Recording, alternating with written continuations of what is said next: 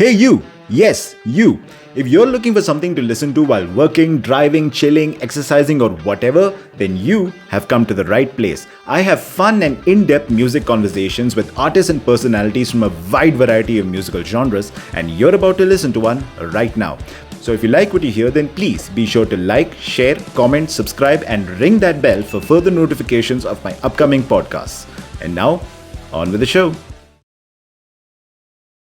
My guests for today are this really cool post-rock band from New Delhi called Zokova, who are all set to perform at the next edition of the Lollapalooza India Music Festival in 2026.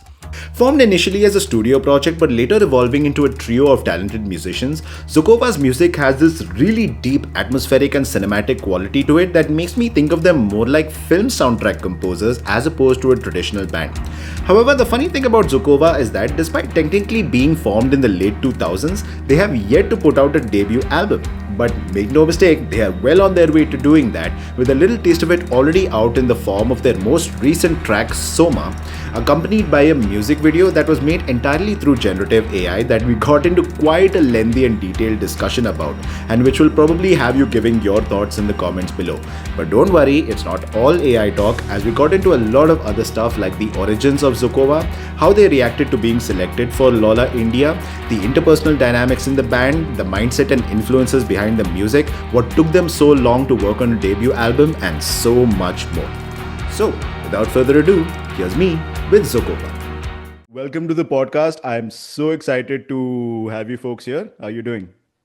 Good, we're doing good. Thanks for having us. Yeah, my pleasure, man. My pleasure. What's the scene in Delhi right now? How's the air quality over there? Hope it's all good.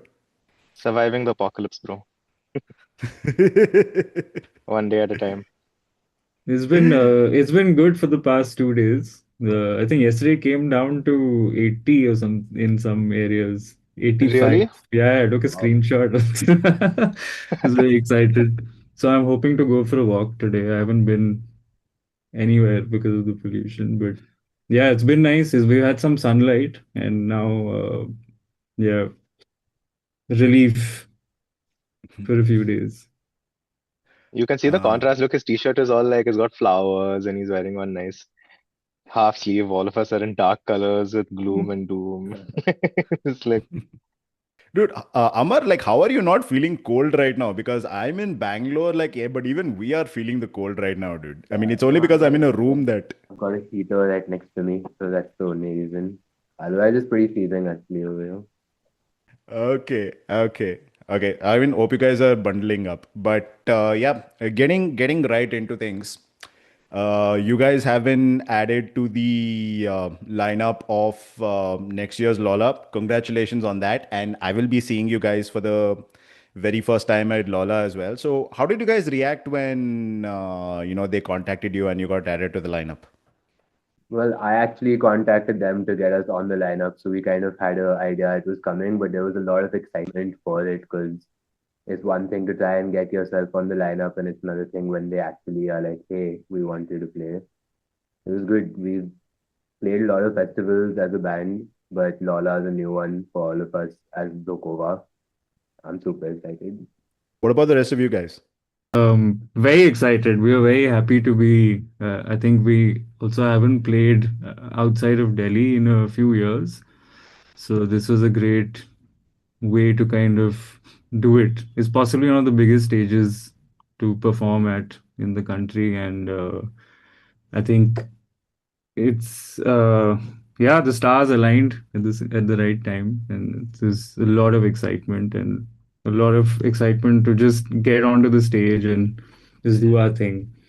Suyash, though, I'm sure you have played there before. You're the man of 1,000 bands. Tell me you've already performed there with like a band or artist or something, right? This shouldn't be the first time for you. not. It's not the first time. Who did you play with there last?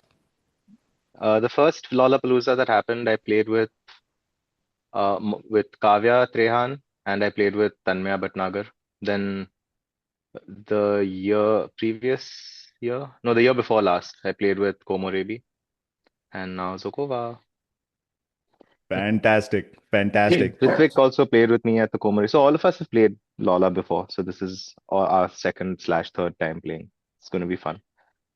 Yeah. But Oh, for this, yeah, fantastic. for this particular band, I think it means something more because um, before COVID hit, we had a lot of things lined up and a lot of really cool plans uh, that basically lacked a little bit of execution because of a shitload of circumstances. I can curse on this, right? Is that okay? Yeah, go ahead. Say Okay. whatever you want. Because Shit, of a shit, shit, shit, shitload shit, of shit, shit, shit. circumstances. Shit, piss, fuck, cunt, cocksucker, motherfucker, tits. Yeah, boy. All Yeah, things that I love dearly. yeah. So, yeah, I think all of those things just kind of got pushed to the back burner a lot because everyone's priorities changed. We all have families and other things going on. And, after COVID, we had the opportunity to play live again together after what felt, I think it was what, 2 years, year and a half. It's a long, Hmm. long time. And we realized how much stuff was left to be said, uh, just as a band in terms of our music and in terms of what we wanted to do live and what we wanted to, where the potential that we see in a project like this. So I think uh, over the last couple of months, it's just been kind of fueling ourselves, not just for Lolla, but for the next year as well, because we've been playing a whole bunch of gigs over 2025. Some of them have been, uh, I think most of them were in Delhi. I can't recall now if we've done any outside of Delhi. Like Ritwik said, I think we're playing outside Delhi after a really, really long time. But for us, it's more like this is like a reboot, and we have so much lined up and so many cool things planned. So Lola is kind of like the first step towards actually doing those things that we have planned, and figuring out that next step that we've all been wanting to take for so long. So it's a lovely starting point to to do all of that stuff, all of the stuff that we wanted to do for a really long time. It's going to be great. Lots of new music, lots of cool ideas, things that we wanted to do visually, which we're trying to execute. It's cool. We've just been sitting and ideating because I think that's been the most exciting thing for me out of everything else, just seeing what we can do potentially with things like visuals and with our lights engineer, and if we do want certain things or if we don't want certain things or if we can't execute it here, can we do it in the future, and how to make things bigger and better, or just awesome things like that, things that you should be thinking about um as a band working towards the future. And that's what's been really exciting about this. I mean, I've never really thought about it that way when you mention it, because that stage, can actually be like a good place where you can experiment with everything you said, like, the stage, the visuals, how the music sounds, and all of that. It seems like you guys are really invested in those aspects of the performance other than the music. Yeah, it's also a festival, so for us it's kind of with shows that you kind of do independently, or when you're on a roster separately, then you have your sound check and your tech check and your prior rehearsals. But to be able to execute something like this, where you are at a festival, you just have to kind of go plug and play and roll with the punches and see how things go. You also have to be realistic about how it all works out. So if we can execute something here, then moving forward, it becomes easier. It's as simple as that. Yeah, it's a wonderful stage to be able to do something like that also. I agree. I agree. And you're going to do it in the same Lola as Linkin Park. That is Yeah, huge. yeah, Maybe you can sneak around and meet them backstage if possible. We'll try. yeah. Don't We'll say that to probably Linkin we'll, Park. we'll wait at the food court or that food mess, whatever it is. We'll wait there the whole day. One of them will have a Momo craving. Maybe we'll grab a Momo with them. Yeah. Oh man. Oh man. And given you guys' like previous experience in Lola's, like how do you think the Lola crowd is going to react to you guys when you play? Like what kind of reception are you expecting? This year seems to be a lot of rock bands. So like the 1 year I went, like the rock audience already seemed really good, but there was only a couple of bands that were really like rock forward. This time the Hmm. whole lineup seems like it's got a lot more bands that are in that sort of alt rock space. So I just assume that the reaction will be even better than, like first year I think was a lot more singer-songwritery kind of stuff and it got a great reaction. And so this year should only be better in my opinion. Like if Linkin Park is coming, like the average pop audience doesn't come to Linkin Park. So hopefully it'll be good. We've got an early time slot, so I think people will still be there. Last to last year, I think we had a similar time slot with Tanmaya, and there were good people over there. So it'll be good. I actually think that average pop audience loves Linkin Park. They're like the only accessible band for average pop people because they when they think rock, they're just like, oh yeah, Green Day, Linkin Park, Nickelback. That's That's for their our like, generation for sure. I guess I don't know people. yeah. Numb and in the end, bro, that's your average pop listeners rock Actually, music. thanks. Yeah. Yeah. I think people in their 20s, 30s, 40s, maybe pushing into 50s, that there are very few bands who are around now who have like had a consistent base of listeners, you know. So for them to come here is quite exciting because that also means that there is potential for those people in their 40s and their 30s to mingle with the younger audiences, uh, which was even with Sting, we saw that a couple of years back. There was two more generations of musicians, of audience goers there. So it's fairly, it was massive, the crowd. I remember, I think Suyash and I got lost at one point. Mm, Sting, yeah. uh, Yeah, that was a huge crowd. Yeah. And the previous day was Jonas Brothers. yeah, Yeah, yes. such an interesting Wow. lineup, man. Talk talk about a very unique mix here. Yeah, I mean, same thing this year. They've got Linkin Park on one day, and who's playing day one? Headlining day one? Playboy Carti? Yeah, Playboy Yes, Carti. yes, I That's think it's Playboy Cardi. completely different vibes. Yeah, Yeah, definitely. very interesting. This year feels like a very eclectic mix compared to previous editions. Mm. But yeah, they seem to do that. They seem to also program day wise, which is really cool. I mean, people who are into all kinds of music can come on both days, but then you kind of have clusters of Venn diagrams that kind of work throughout the entire day, where some music kind of works really well with the others. There's some good contrast also, but you'll have similar-ish kind of things going throughout the whole day. Like last year, Green Day ended, but the previous day was a pop artist, if I'm not mistaken. Um, who was it? Some really massive pop singer-songwriter. Not singer-songwriter, what are they called? I'll tell you. Google to the rescue. And who? I mean, I was there on both days. I should remember this. It was Green Day and wait, I'm telling you, Imagine dude, Dragons. no, Imagine that was Dragons. the Wait, year wait, no, no, before that. That was the no, that was first the year year. before. That Yeah. was Yes, the yes, yes. first year. Yeah. That's true. Um, Why are we all yeah, I mean, remembering only one artist from each lineup? Like I was Shawn I think Mendes. That's who it Shawn was. Mendes. Shawn Okay, Mendes. okay. That explains why I completely forgot about him. Yeah. Although I must say his set was really, really well done. Usually these pop artists traveling with some insanely good bands, and their crews are also on point. So the production is off the charts.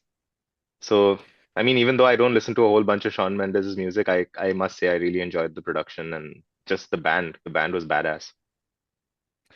Yeah. But I have to say, I think the one artist that you remember from festivals like these is like the true litmus test of your music taste.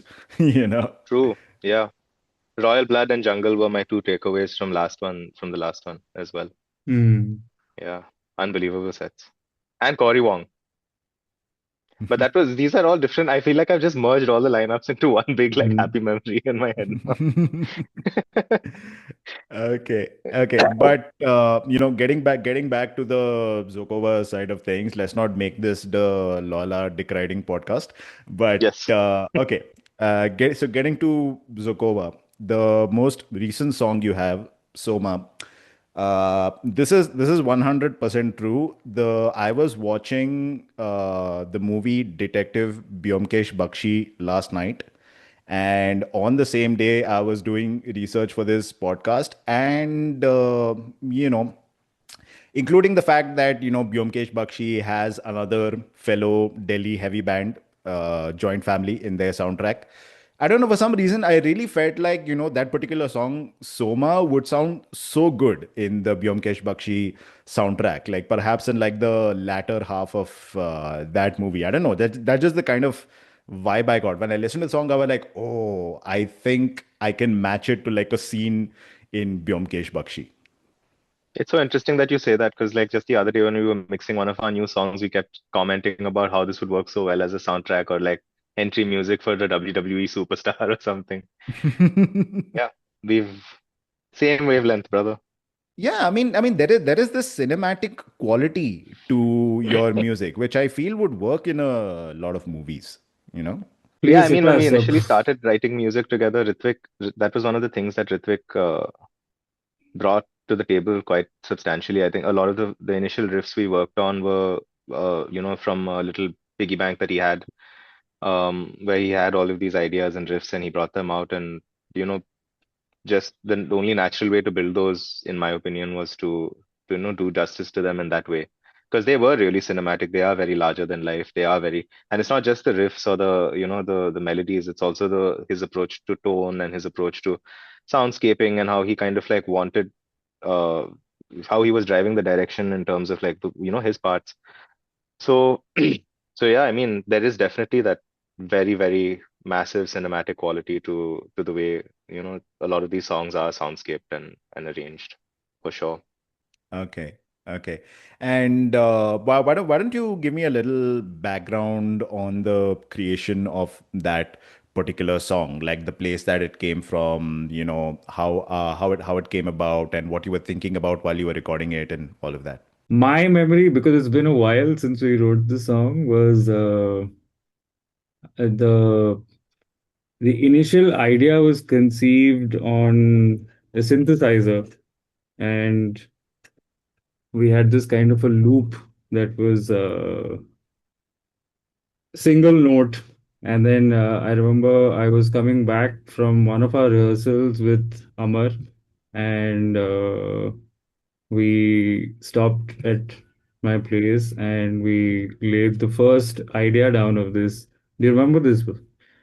Yeah. Uh, And then I think we write some high melody stuff on the MIDI keyboard. this is what we wrote it on. Yeah. Uh, And at that point, I think I think the idea for us was to also incorporate keys, ambient sounds, texture. Suyash was an ace iPad operator back in the day when iPads weren't as common, but he used to do a lot of stuff on the iPad. Amar and I used to share two, three keyboards within our set, and so we were open to exploring all kinds of tones and ideas and incorporated within a certain rock uh, uh, background that we all had in common, So a lot of ideas, and I mean, it was a very mechanical, robotic, industrial sound that led to us then just jamming over it. And then over the years, it morphed into this very cinematic piece without any synthesizers, without any uh, drones. It was just a lot of I think it's one of our favorite songs to play on in our sets because it's got a very it just keeps getting heavier and heavier and heavier, and it's the melody is also fairly simple. You have two or three melodic ideas that are going on, and so yeah, that was the initial. That's where it came from. I think Control Alt Delete in 2018, was it? 18 or 19. I remember that version we played entirely on synth and keyboard. We didn't play guitar or bass at all. It was like synth, keyboard, and drums, I think. I don't remember when we made the change, but it both were quite fun. Keyboard version and guitar version. Okay, okay, yeah, and speaking of the music video for that song, as well. I mean, as everyone knows, it was made through AI, which I have mixed emotions about, and I have a few opinions on the video as well. This is not going to be a call out, don't worry, but before I give my thoughts on it, I just want to understand the process through which it was made. Why did you opt to make it through AI, and how exactly did the directors make it? Because I want to understand that first before I give my thoughts on the video. I think we so Hassan and Ali are basically the two people we worked on, and they're friends of ours who had worked with us on an entire visual production that we had done at one of our shows. Um, and we we kind of just wanted to take what they had done there and do something slightly larger in terms of creativity and kind of pushing the boundaries, because we do a lot of videos where it's just us playing live, and it's that's what we put out, just us playing the music. And I think that's one of the reasons why a lot of people also love the content that we put out or the music that we put out. Um, but we wanted to try something different with this one. And the use of AI was something that kind of happened very organically because Hassan and Ali are actually experts in the field. They do a lot of work with many artists, and I think they also work with they do quite extensive amounts of work um, using AI. But I think for us also, if you notice a lot of the imagery that's going on um, in the video, a lot of it is very counter technology, and a lot of it has a lot to do with um, rebirth and regrowth and regeneration. So I mean, I'm not spoon feeding or doing any of that, but I'm saying there is a lot of um, there was thought that went into why we are using a specific medium and what we're trying to say by using that medium. I mean, of course, these boys will take it forward, but I'll just leave it at that. That there was there was also um, a lot of movement and thought behind why we were putting certain visuals on there and what a lot of that meant, especially the narrative and um, how the video progresses from one section to the end. There's quite a bit going on there, and it's for every individual person to experience how they want to. But yeah, it's not a celebration of AI that much, I can guarantee you. Okay, and having said all that, I mean, when I looked at the video, and I have looked at it multiple times to understand what it is about. The way I received it, just the way my mind works, is that I understand what you guys were going for here, but because the visuals keep changing all the time, there was really nothing solid for my mind to catch on to. Like, when I try to remember it after I've watched it, there's no one visual that I can solidly latch on to that makes me remember what the video is about. But that is just my background as a visual person, because the scene with music videos is when they're really good, you can actually like remember it through a scene. But when I looked at the generative AI video, like, I understood what you were going for, but there was really nothing solid for my mind to remember, or for it to like make an impact on me. So can you understand where I'm coming from here? I think that makes sense also because like a big part of the way we were trying to have the video is to not have it feel like a forced narrative or a story per se. We did try to take an approach where it was more of images and feelings that kind of create an overall narrative without it being so like now this person went here and then this happened and now that happened, which I get that's to your point also. That's why probably there's no like specific image that say like, wow, that's the story. Um, I think we were also really having fun with just like making the artwork kind of pretty and just kind of exploring that. Like I enjoyed the AI aspect of that a lot actually, the fact that it was so changing and so fluid. Um, so I guess the same reason why maybe I liked it is also why an image didn't stand out to you as a viewer, really. The other aspect of our visualizer, again, like this, as we discussed, that we are part of a massive reboot campaign. We, over the years, have been trying to add visuals in our live set as well. We actually did a show with Hassan and Ali where we had tried this for the first time in Delhi, where the images and sequences were responding to our instruments, so the bass, guitars, and drums, which was quite exciting because we actually ended up renting an LED screen. Uh, and it was very interesting to have that third aspect to our set because the main idea is the set is centered around our playing together. And these were just, it was an idea to incorporate sequences that were being generated with AI, also not being generated with AI. So when it came to releasing our single, we also, we didn't want, we weren't at a situation like we've already have explored live videos, and the whole idea of doing a proper music video with a proper production with proper cameras, rental equipment. It made sense to do it when there were a couple of songs lined up. But for this one, we also wanted to try some kind of a visualizer, which isn't just like stuff you see on YouTube where it's just one sequence that is repeating. The point is our priority is for the people to take the aspect of the songs back with them. So like how you mentioned that it's very cinematic. It's got a certain it fits in a Bengali detective story.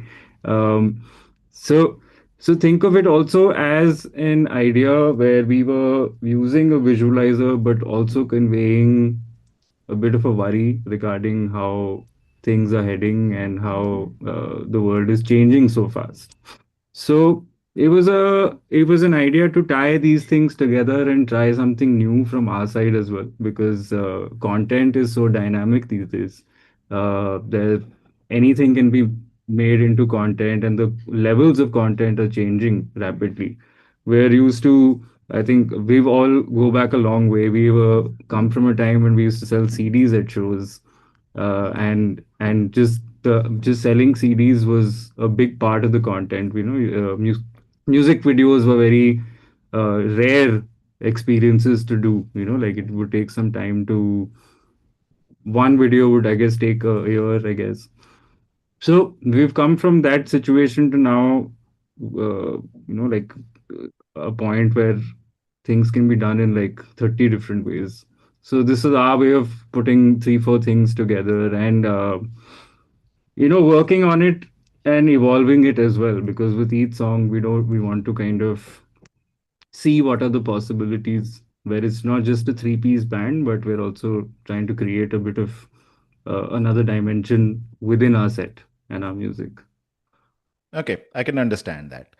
So yeah, I mean, when you put it that way, I mean, it makes sense to me because I can see the chaos from that emotion in the visuals as well. I mean, it's not how I personally would do it, but that is how you guys would do it, and I can understand that. And just connected to that, I mean, since you said that you are reflecting the dynamic changes that are going on all around us in those visuals. So, what are your thoughts on AI in general and its presence in music right now? Because we're not only seeing it in places like Suno, but we're also seeing like whole cloth AI quote unquote bands and artists coming out and like racking up like loads of streams on streaming services. So, what are your thoughts on AI in general and its place in music right now?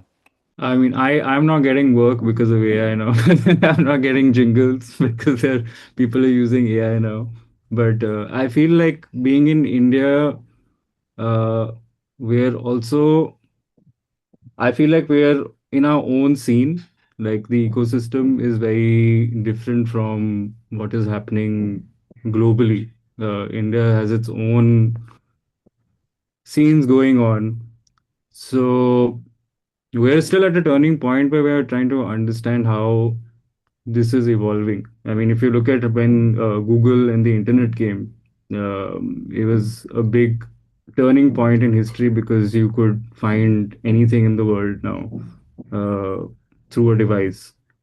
And over the years now it's AI, and in 5 years it'll be another version of AI. So it's interesting to see where it's going. But I feel like in terms of live music, in terms of indie artists writing their music, I feel like there's still a lot of that still happening before there is a bit of a shift in the ecosystem. Yeah, I think at the end of the day, it's a tool. So, like with automation or like auto tune or laptops as opposed to tape, like everyone hated that stuff when it started. And then some people can use it well and make art out of it or just use it as a tool to support them. And some people can abuse it and end up using it in a way that we might not agree with. So to me, it's just another thing. AI will never, no AI band will ever be good as the Fools or the Beatles. Like they'll make songs that'll sound great, but I don't think that level of actually thinking of stuff organically without it being based on a model of another band that an AI has learned. I don't think that'll ever really be a true competition with musicians. And on the other hand, a lot of pop artists are using it like for their benefit. So good for them. Like it's all a tool in my opinion. Suyash, what about you? I agree. I think it is a tool, but that's what it should be. A lot of technology that is created because it's supposed to make people's lives uh, easier in a way, but then it's extremely nuanced, right? Like, I mean, like Ritwik was saying, there are a lot of technologies that we've built which have taken over. Like, I mean, we used to have an assembly line back in the day, and now machines have taken over that. Now you have AI, which is doing whatever it's doing right now all across industries, where people seem to be affected by uh, not just how it's being used, but also the potential that it could have in whatever career they're pursuing or whatever they're doing at the moment, whether it's music or if it's communications, people using ChatGPT left, right, and center.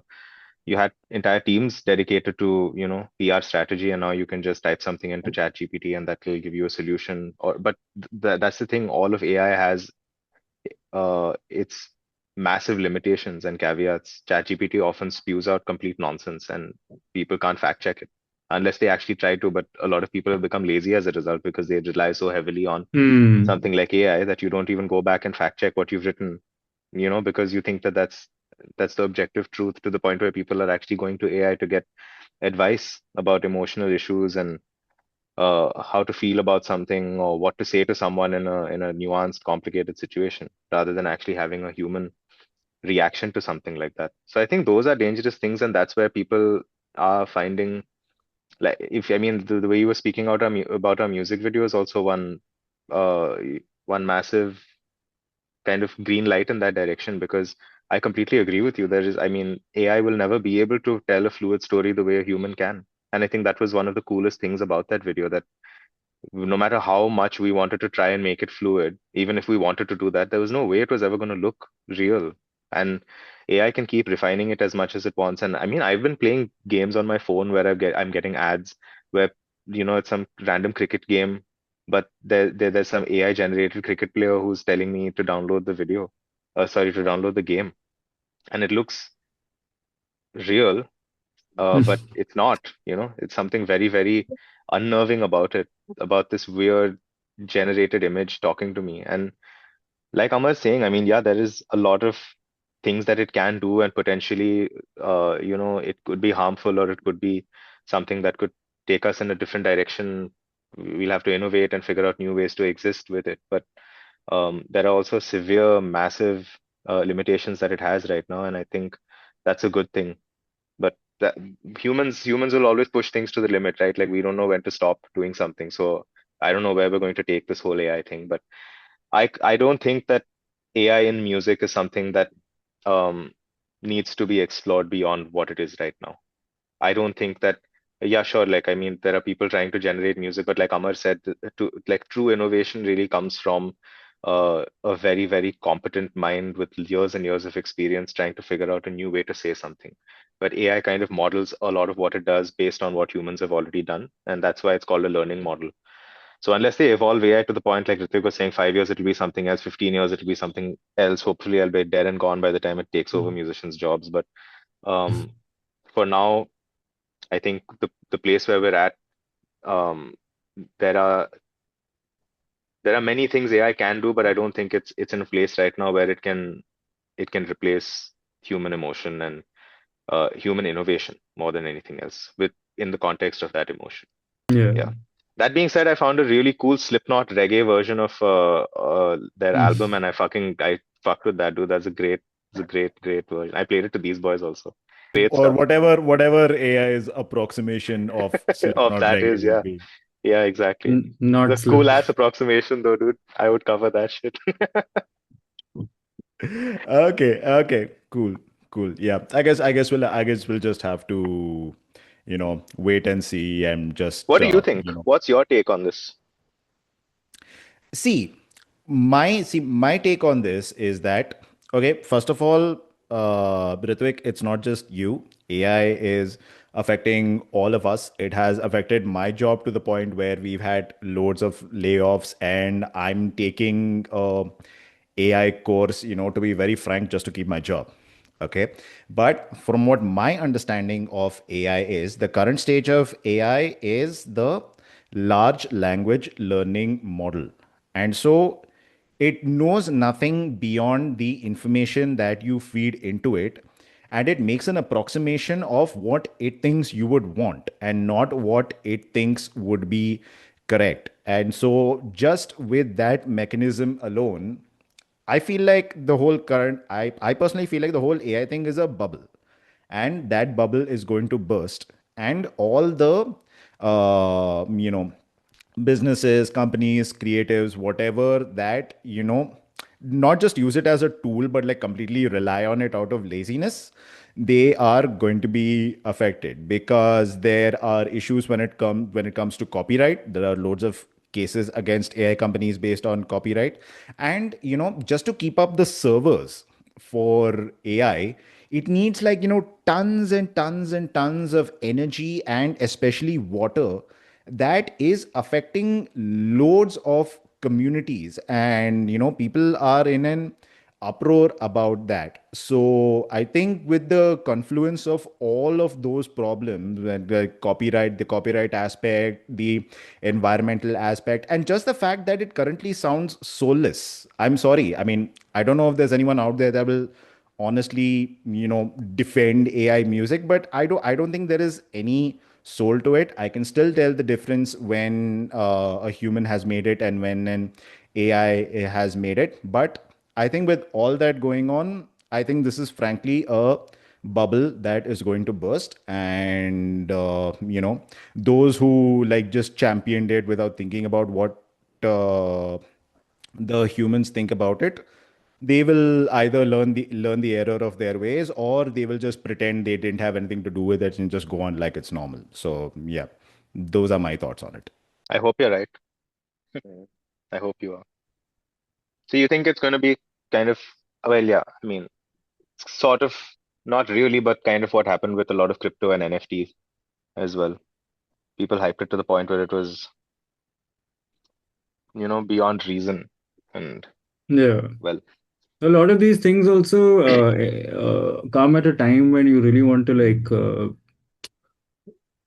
a lot of these things are talked about, but they don't last as long. Like there's a lot of saturation that happens in the market, and even in terms of say music being generated by AI, it'll take many many years for people to distinguish, to really be like, okay, this one, the AI has some kind of a soul. Because I mean, when it comes to music, it requires three four people screaming at each other, and you know the first few monkeys did that, and then music happened. They took a bone and they started playing with it. A lot of this stuff requires a human to human interaction. And I mean, if we the fact the three of us play together and play a certain way, have a certain understanding on stage where we're not talking to each other, but there's a lot of stuff that is being spoken of on a mental level.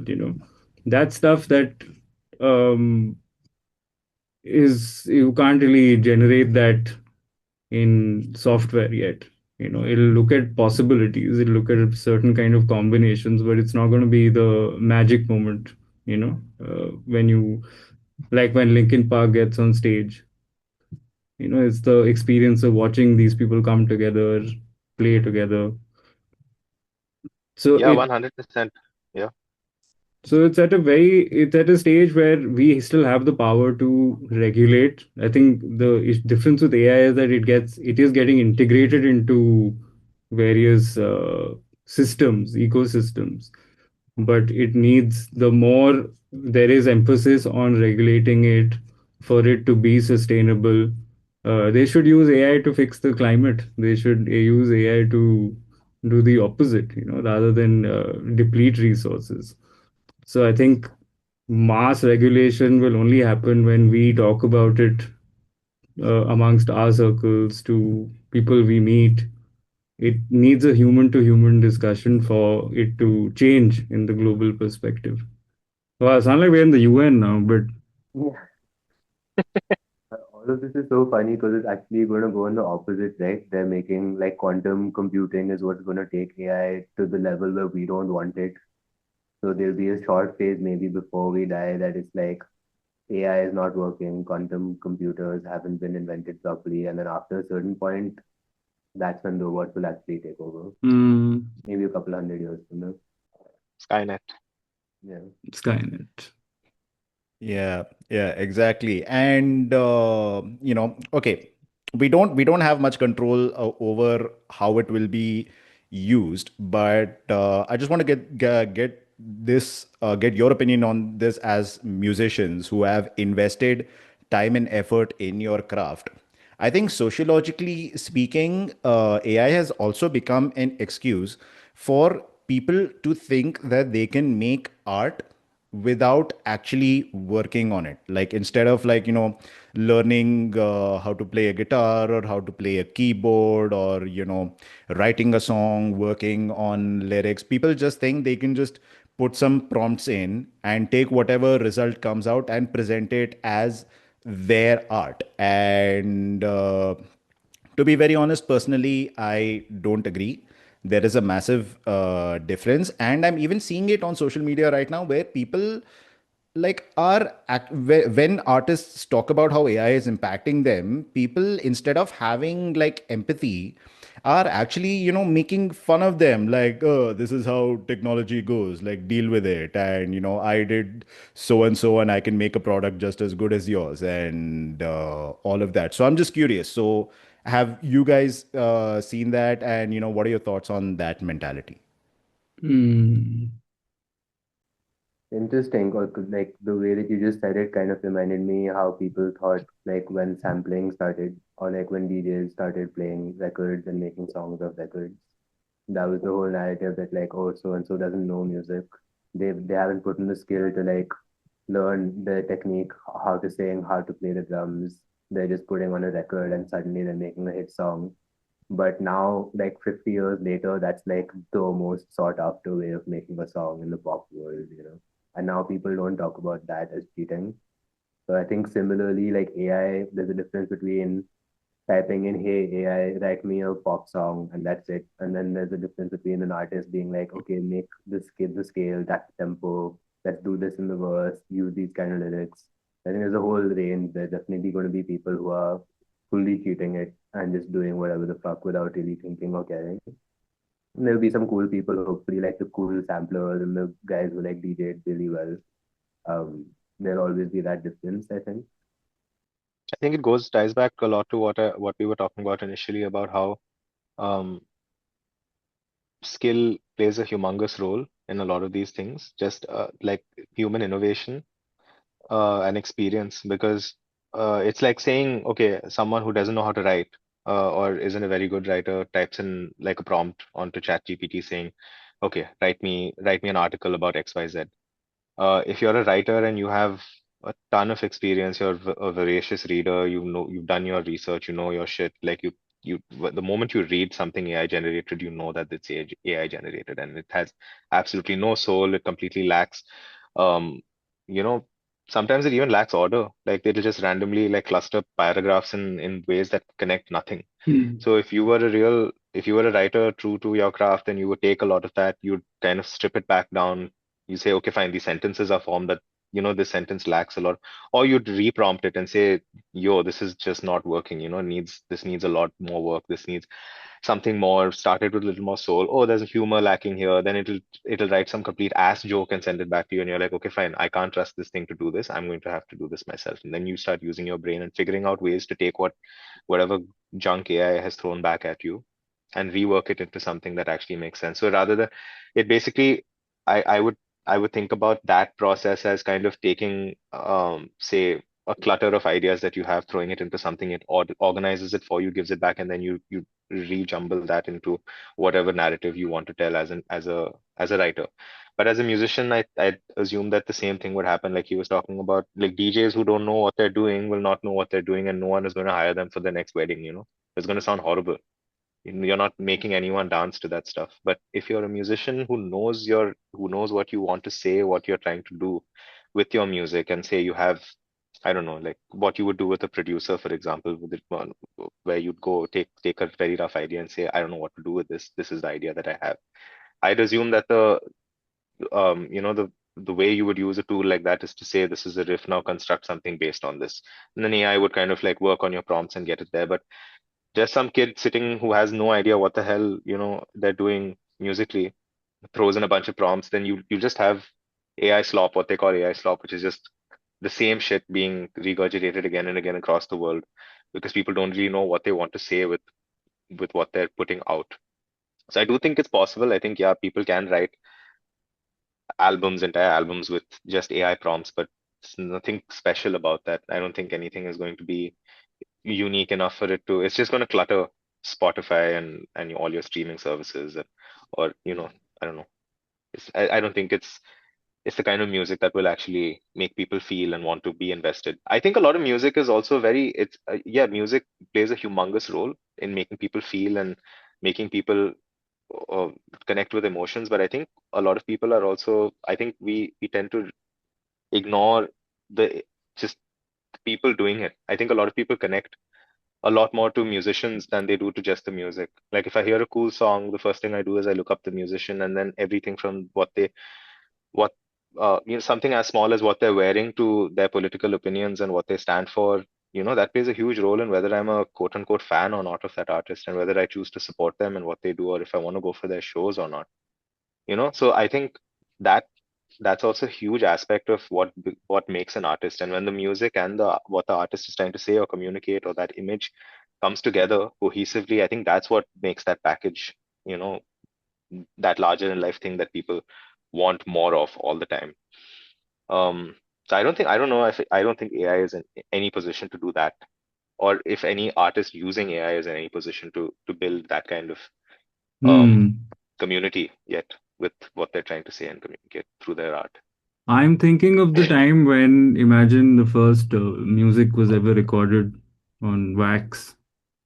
Can you imagine what the musicians that time may have felt when this thing was packaged and sold? They must have been like, wow, nobody wants to now see us, because everyone is performing in these halls and open spaces, and it reached a point where now you could carry this and listen to it at home.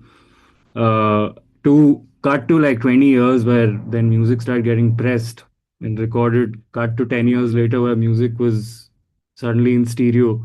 You need to buy two speakers to listen to music, to then music becoming digital. And Totally. like there have been many of these turning points where I think I mean, think about it. If music wasn't commercialized, it wouldn't have all these things wouldn't have happened. We would still be going to spaces and listening to live music, which is great for us live musicians, but it also has led to the recording industry. It's led to a lot of these massive steps, and I like how Amar had also mentioned sequencing, sampling, computers coming into the picture. It definitely makes people obsolete. Yet humans are still making music. Um, and I feel like more than ever, historically, there are more musicians existing. I think now people can make music in their bedrooms You have to thank sound cards and audio interfaces, and recording software is becoming cheaper. So we are at a point where there are lots more musicians. That means there are lots more saturation. And now there is this AI that's coming in trying to get into the market. But I feel like there is like various levels of uh, numbers. But the I mean, if we've survived as musicians doing this, all of us have had extremely intense journeys with learning our instrument, making mistakes with the instrument.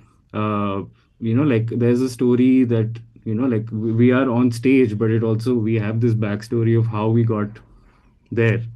To just play a single chord may have been someone's mission for 3 months. You can't type that.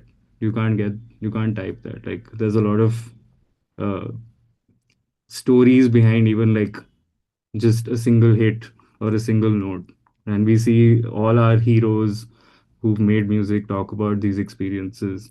So I think I mean, there will be more things that will keep coming, but I think this is something that will sustain forever.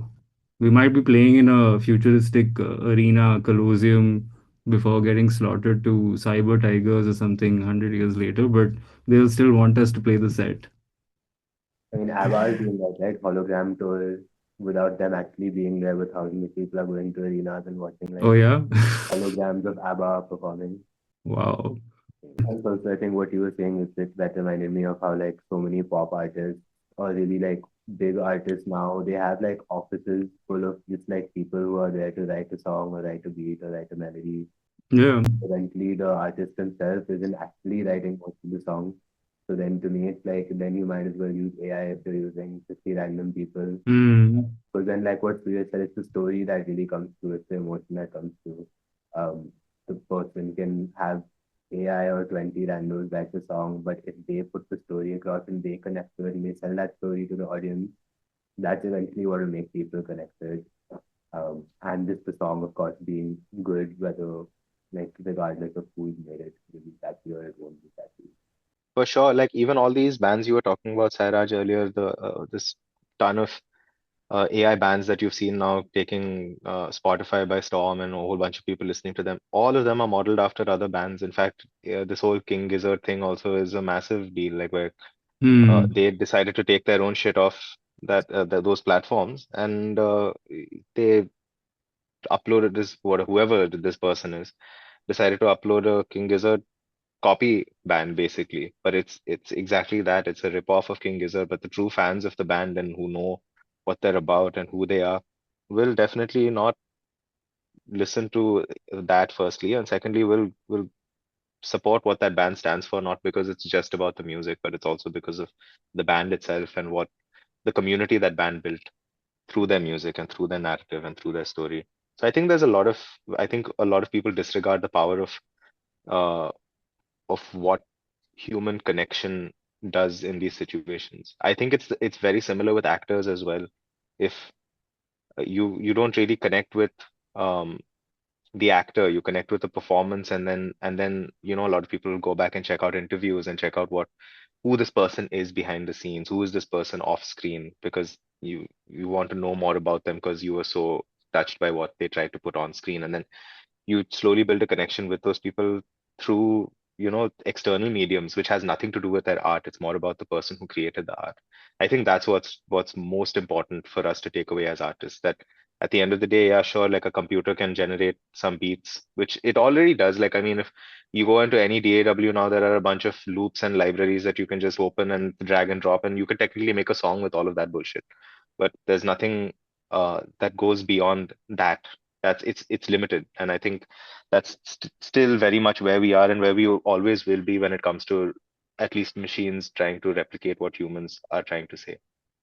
I saw a video recently of some Chinese performance there was some performance in The China taking, robots, yeah, with dancers. robots dancing on stage and doing all sorts of stunts. But then I compare looking at that to, me going to something like Cirque du Soleil and seeing human beings do those backflips and those insanely dangerous stunts, doing trapeze across massive lengths.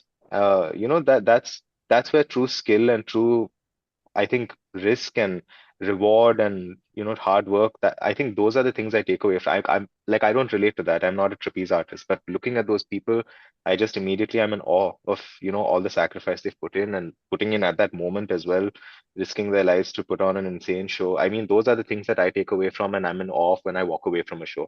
Not the stunts themselves, which any robot now, if you have dogs that are doing backflips, stupid robot dogs doing backflips, but I'm not in awe of that. It's more awe of the people who thought, oh, cool, I'll make a dog which I can kick over and it'll come back up to me. Like those are the engineers I'm thinking of. Wow, okay, someone actually managed to sit nights and nights and nights with a bunch of people to create this thing. But it's not the thing itself. So I don't know. I think it is very nuanced. It's a lot of complicated stuff to unpack there. But as of now, I don't think I would ever have connections with a machine the way I would do with human beings. Okay, that's a great way to look at it. I mean, all great points. And speaking of which, what were we talking about again? Zokova, something? I Hova! don't know. Oh, okay, Zokova. We were talking about Zokova. Let's get back into that. Okay. So getting back to the AI is a band. dangerous place to take any conversation these days, Sairaj. You dug your own grave with that one. Fair point. Okay, so getting back to the band, so tell all of us, what were the origins of Zokova? How did Zokova come about as a music project and eventually as a band? It's a very long story, but there was this boy who used to sit at home alone a lot. No, I have when I was in school, there was this massive impact on of concept albums and progressive rock artists, post rock artists, cinematic composers. I think there was a lot of novelty in discovering CDs and mixtapes and exploring new artists, reading about them. We used to buy magazines and read about bands. We used to Google them, read about them. So there was a long phase where there was an idea of creating a concept album where the music is flowing from one track to another. And the idea was to base it around guitars, bass, drums. So the guitar is kind of playing the role of the voice. It's what a vocalist, I guess, would do, but also the textual ideas. I was also listening to a lot of Indian artists that time who were making really good, great instrumental music. Blackstar Blues, for example, one of his albums. Listening to it in school had a huge impact. It really uh, gave me confidence to be like, okay, you can make instrumental music. So that was one phase of it. There were some ideas, there were lots of tunes that I would come back from school and, somehow record these ideas with whatever gear there was. But there was always a desire to find and share this idea with uh, more artists and make this into a live act. So 2007, 8, 9, where is when a lot of the tunes were written, but the execution part of it was very, I mean, I was in school, just getting into college. It was very hard to imagine doing something like this. But uh, simultaneously, I had met Suyash in 2009 or 10. We were just getting out of school, getting into college, and I had heard a lot about Suyash from fellow band members who were like, man, there's this guy who's just awesome. You have to check him out. And we bumped into each other at a few gigs. And similarly with Amar has also been playing since school uh, with his bands, and we had heard of each other as people who've just been these kids who are still doing this. Like because in college a lot of people leave music, so there was a big filtration, and somehow we ended up. It felt right to kind of see what it is like to have these three energies together. and we did a few rehearsals separately. We did a few rehearsals together, and it just felt right. And then the music just sounded like something that has is completely unique, completely is full of dynamics. I mean, I was finally in a band where the dream in every band was to be tight, and I was playing with these two guys, and everything was locked, everything was in place. So uh, this was, I guess, 10 years ago. We played our first few gigs in Delhi. I think it was 2015 is when we started playing together as, and so yeah, 9 to 15, nothing much happened, just the stars aligning, some of these tunes happening. In fact, I was watching a video I had put on my YouTube some 12, 14 years ago of one of the songs that is part of the set now. And it was just me playing the guitar.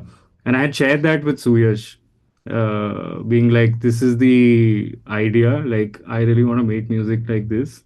And packaged it as post rock, but we kind of threw that out of the window collectively. We're like, let's just let it be its own thing. But at that point, there weren't too many artists that were exploring post rock, so it was a big novelty for us as well.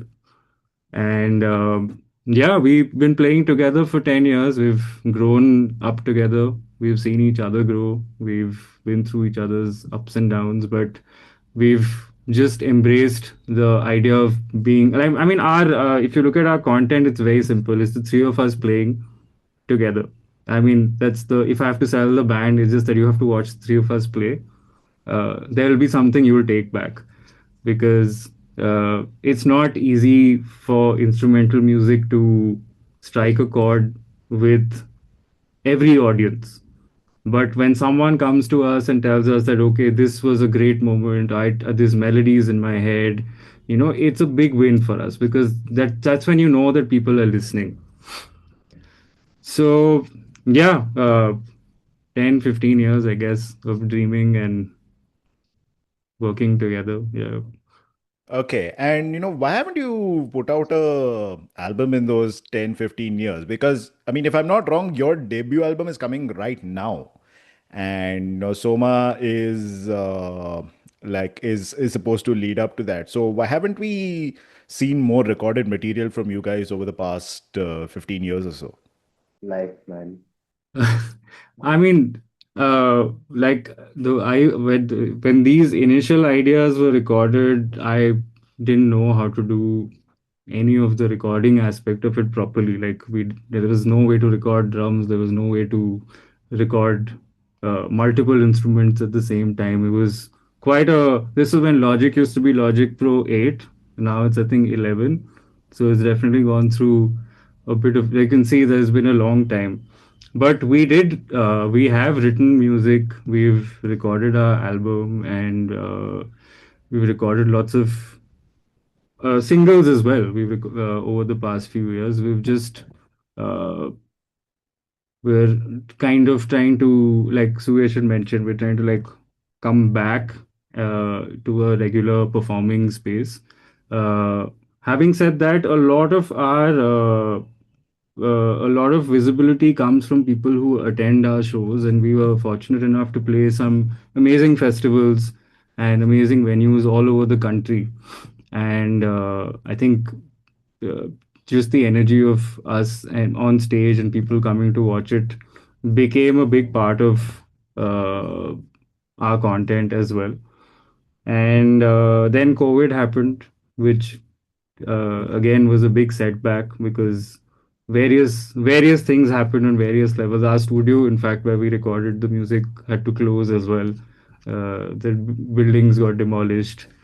We all had our own journeys to figure out, and we decided to come together, come back, and get all this music that's out, that we've worked on out to people because yeah, like we want people to just tell us that can you not put more content, like we can't take it anymore, please don't put more songs, please, like So that's our business model now. It's like overpopulate. We want people to get sick of us also.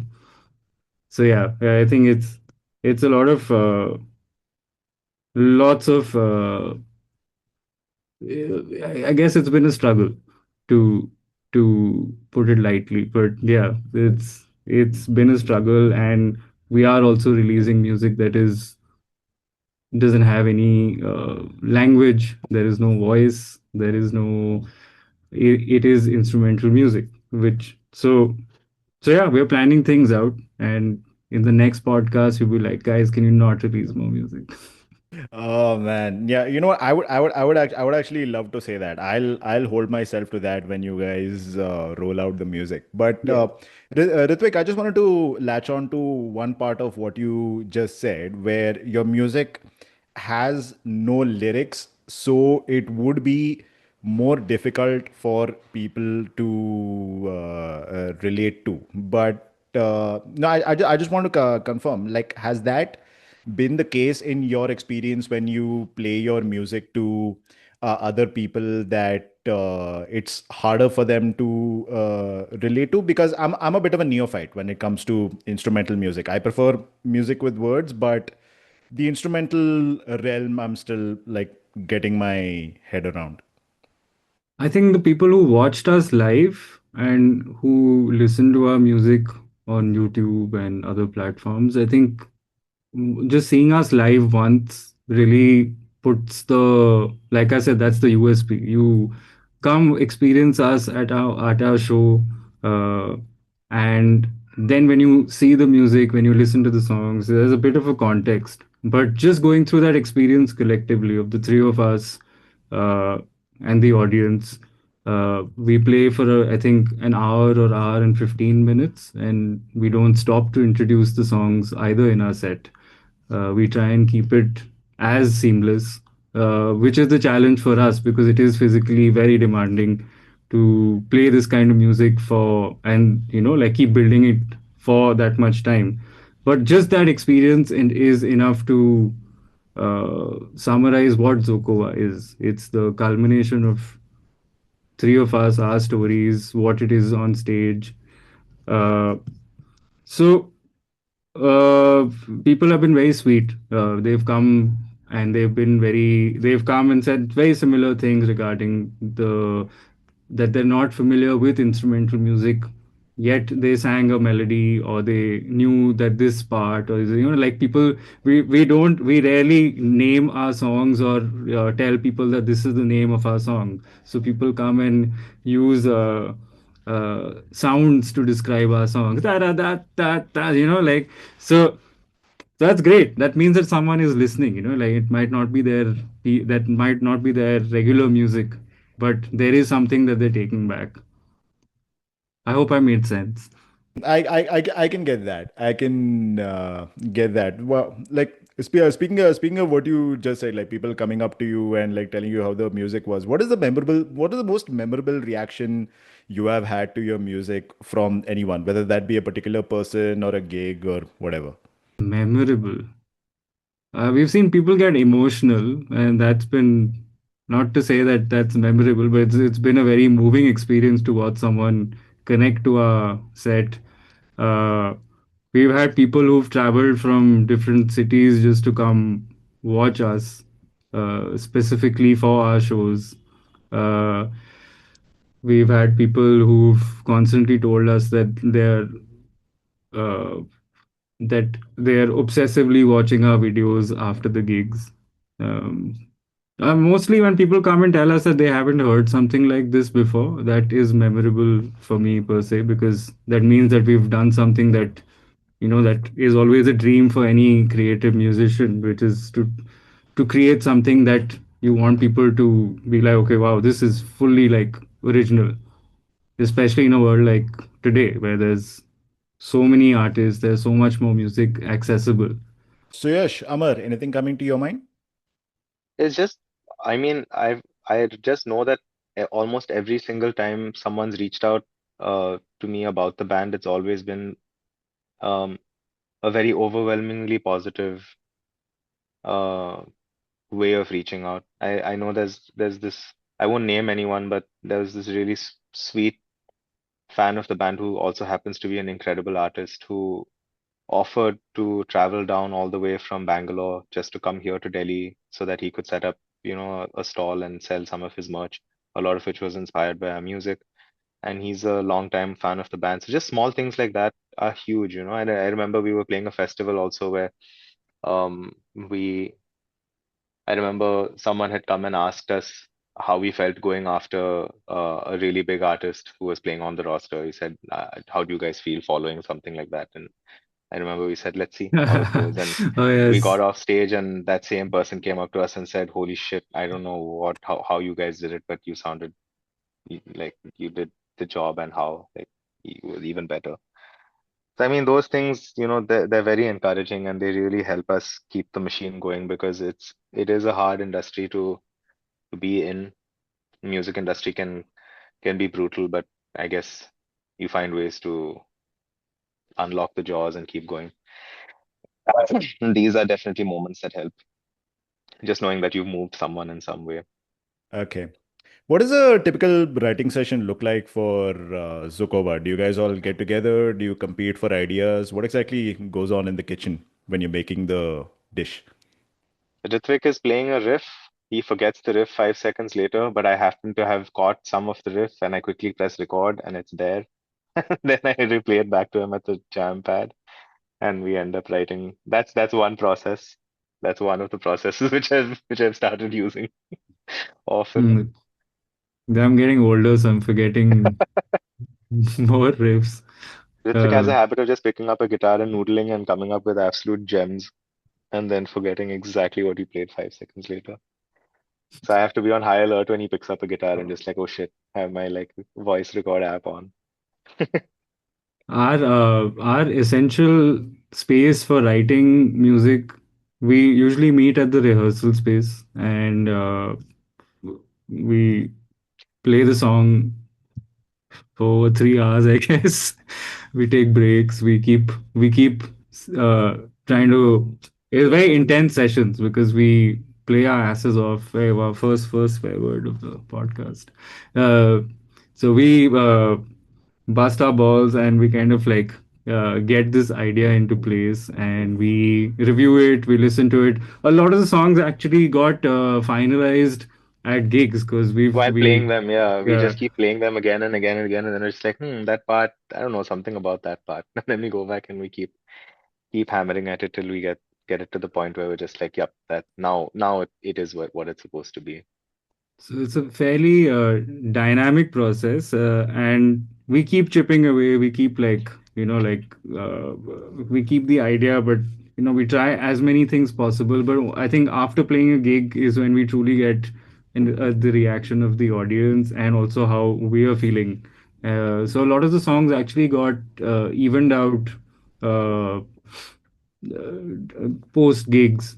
A lot of the songs that we recorded in our album, we rehearsed at our studio space and just fine tuned everything, and then spent the next few days just playing these songs as many times. It's a very unit driven process. We like to record music without the use of any metronome as much as possible. I don't think we've used the click uh, Except Soma. Soma is the only except song where we Soma. actually used the click because, like we said, there was a lot of technology that we kind of wanted to implement into that sound as well. There were a lot of synthesizers and stuff that we wanted to program in there. But yeah, other than that, it's all been very organic, no click recorded, and even the writing process is extremely organic. I think two of the last songs that we started writing came from me just having this drum pattern in my head or a groove in my head, which I brought to these boys at the jam pad, and I said I want to write something with this going on, and then Amar would just come up with a really cool bass line, or Ritwik could come up with a cool melody, and we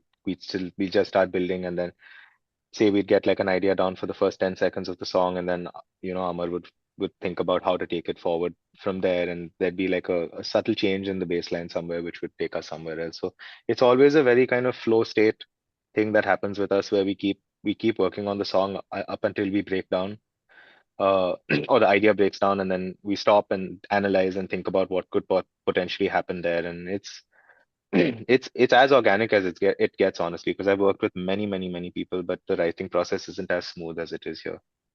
Probably because we don't have a vocalist, but it's also, it's just the chemistry that we all share is quite you don't find it very often. Three people with that same similar wavelength and the same drive to do something. It is like Ritwik said, it's unit driven, but it is also a unit.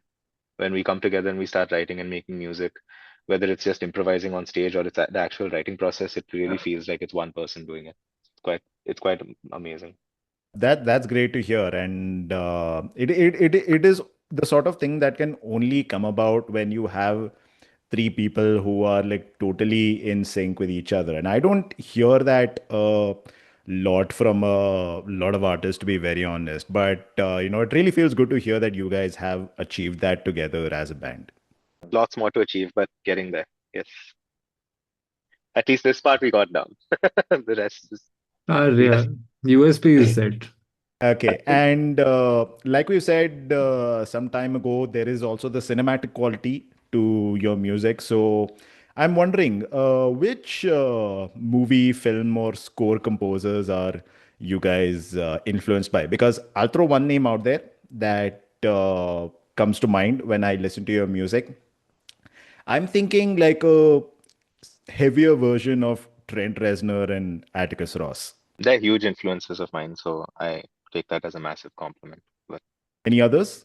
I think Mm, we all listen to such diverse and like wide varieties of music. We all have very common playing fields as well, where a lot of the music we love intersects. I mean, a lot of music that we all collectively love intersects. But we also all listen to completely different styles of music and wide varieties of music and different kinds of film that we're all into, like, for example, what you're talking about. So I think all those influences kind of seep in here and there and does become amalgamation. So I don't think there's one particular film scorer that we all love or, film scorers that we all love. But I think just our approach to the way we were writing songs at the time, or even now, maybe, I don't know, but there is that intention to make it. I think what I personally love about film scores is the way it makes me feel during a scene, or what what I take, like the Gladiator soundtrack, for example. I still remember it so fondly, like some of those scenes, because of how much it made me cry just because of the music, because of that evocation that happened.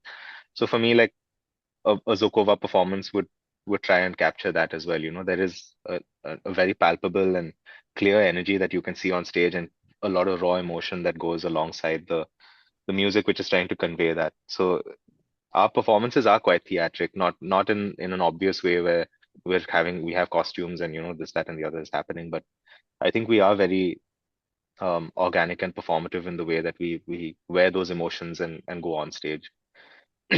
But but yeah, I mean, there's a lot of like I wouldn't say just film music, but there's just a lot of music that is also very cinematic and theatrical and um soundscapey that makes its way influentially into our music. Nine Inch Nails and Trent Reznor, for me at least, 100% is one of those. So it's a big compliment.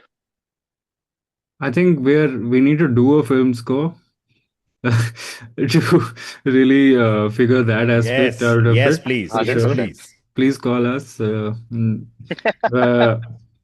but I think our influences, I mean, all of us, I've seen Suyash and Amar for more than like 10, 12 years. Like everyone's been part of, particularly these two have been part of some really cool bands making original music at that at that time. And when we met, a lot of our discussions were based on uh, who's listening to what. Like Suyesh and I think, bonded the first time over Tool and a bunch of those artists. Amar and I have a massive love for the Beatles, and we've really connected. I think Pink Floyd also we've really tripped on. Lots of music from the 60s. We all love Rage Against the Machine, Audio Slave, grunge bands from the 90s, um, German krautrock artists from the 60s, bands like King Crimson. Uh, In fact, lots of I guess there is a lots of like influence of music that is coming from just being here subconsciously. We absorb ideas from where we are, and like we could be listening to A.R. Rahman's music, and maybe there is a bit of influence from there as well. It's that the music is very rooted to where we are. We sound like a Soviet band, but Soviet era band, but I think there are lots of influences, but there is stuff that is being in Delhi has really like given us as well, or being in India. There's so much culture, there's so much music. We have experiences of playing with artists who are uh, performing regional music as well. So there's lots of, I think we are all like sponges. We've all found music as a, we spend a lot of time listening to music. But the amazing thing is when we meet, we're not talking on a theoretical level. Neither are we talking about, okay, let's listen to this, and then jam. The agenda is straight to just start playing. And then, later on discussing that, okay, let's have you check this artist out, or have you checked this artist out. Okay, okay. And before I get to my next question, I just want to check something with you guys. Do all of you make a living from the music and live music space, or do any of you have day jobs? All of us are earning off music right now. Actually, I do a bit of consultancy work on the side. Um, for me, that's a decision I took. I mean, if I wanted to, I could definitely I think all of us could easily make livings off just music if we wanted to.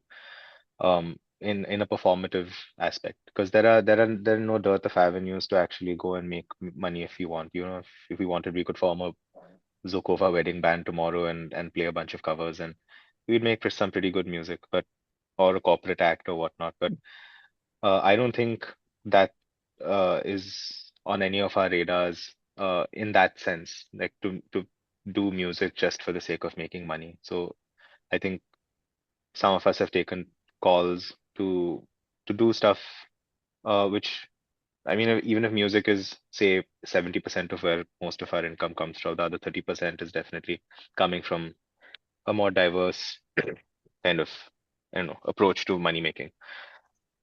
And I don't know, some of us like doing more than one thing. So for me, at least, I do some consultancy work on the side, which also gives me some supplemental income because I don't like playing wedding shows and I don't like doing corporate stuff. For me, it's more about just being on stage and loving every moment of it.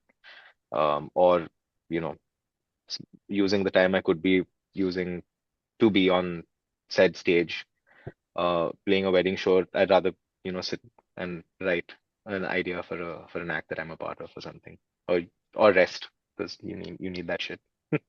So yeah, I think I at least don't want to rely 100% on just performance as my bread and butter. So I do a bit of other stuff on the side to make some money.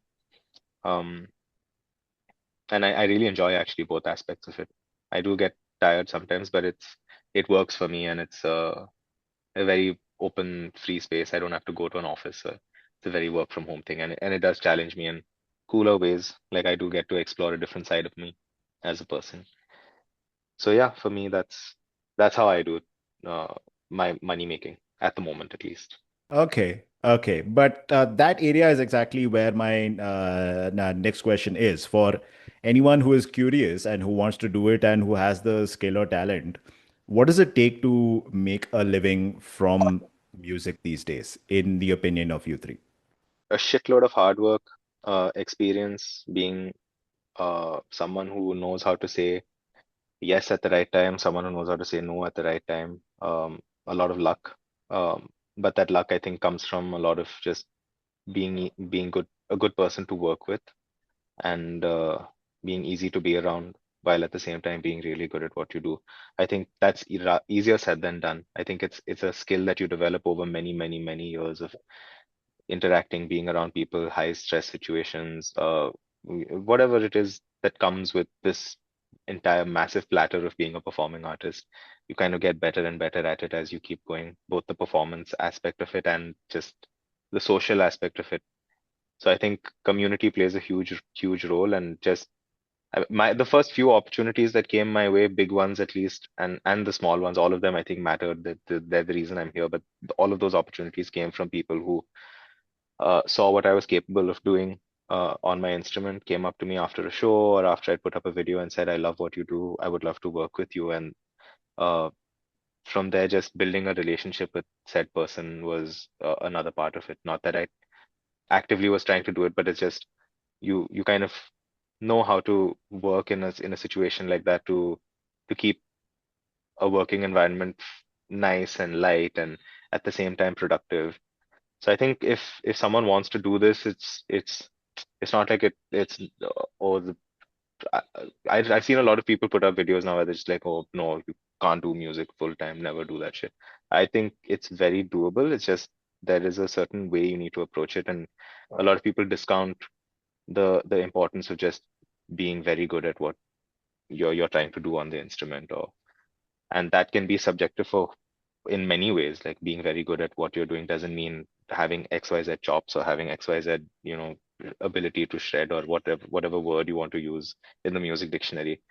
But just sounding good, I think, is a massive part of that. So people's journey into learning how to sound good in whatever way they want to sound good, I think, is something people should take very seriously. I think in today's world with technology and the ability to edit and whatnot, they pay a lot of attention to, oh, I'm putting this thing out on social media, so I want it to look phenomenal, and I'm going to buy such incredible cameras that people are just going to jerk off to my next video because they can see that pimple on my eyelash. But like, it's it's most of the stuff that I've seen go viral is just like raw footage of people with blurry footage, but absolutely killing it on stage. Those are the videos that I've seen people absolutely adore and, go back for more for.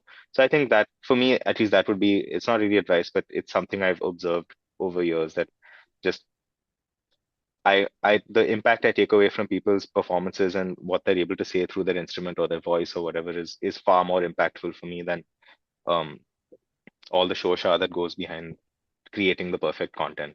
Okay. Okay. Ritwik, Amar, your thoughts? Yeah, I mean, I think the one thing that I would tell myself as a kid is to not set any expectations. Like, definitely, you have to work hard, you have to practice a lot, you have to like keep on working at it without someone else telling you to do it, basically.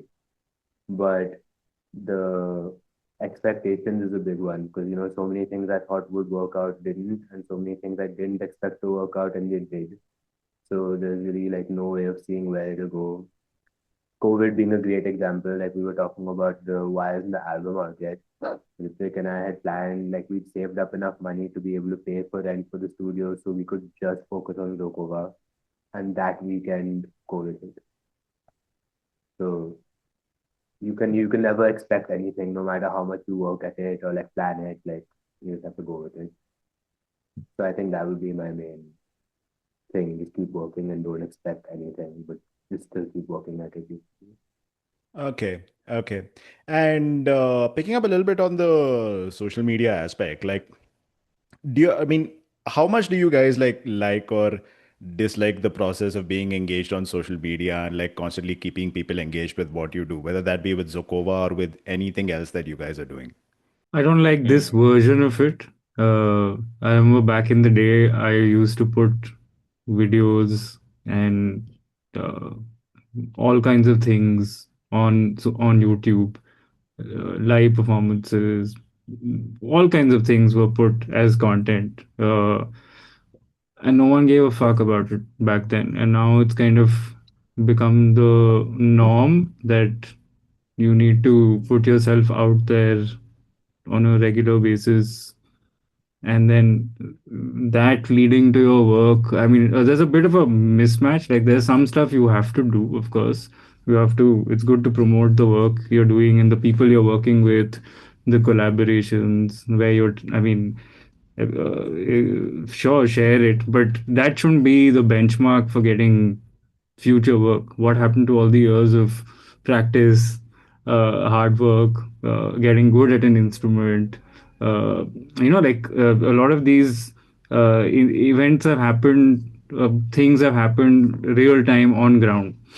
So I feel like this can't shouldn't replace the other thing. Like people should ideally see us play, and then that should lead to more opportunities rather than us trying to sell uh, uh, things primarily, package things.